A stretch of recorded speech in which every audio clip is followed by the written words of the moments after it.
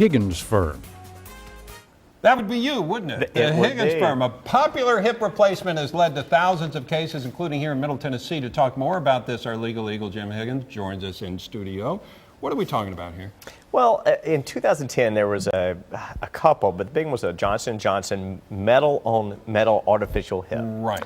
And it had a very high failure rate. And they sold probably 37,000 of these hips. And would they fail, or it was shavings? Both. Well, what happens is those two metal pieces would start kind of rubbing together. The metal shaves off. When that metal shaves off, it can create dead tissue. It can kill the tissue around there. So people started having these problems really early. I mean, they had sold these hips under the premise that these are going to last longer. They're going to more for younger people, and actually it just they had gotten reports from treating physicians that they were failing more quickly. They according to the trial. So where's it stand now? You have a bunch of these cases. Yeah, we have several. What happens is when there's about 11,000 of these cases nationwide. So what happens when there's that many, to get a handle on it, and there's not 11,000 different cases everywhere, is the courts consolidate them. Right. And they say, all right, we're gonna try a few of these just to see how they go. And so over the next year, there's 7 of them that have been slated for trial. Okay.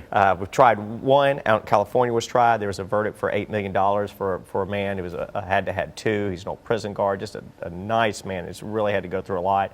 Then there was a defense verdict. There was getting ready to be another trial coming forward, and it's settled. What do you do now? What do you do now if you have this hip?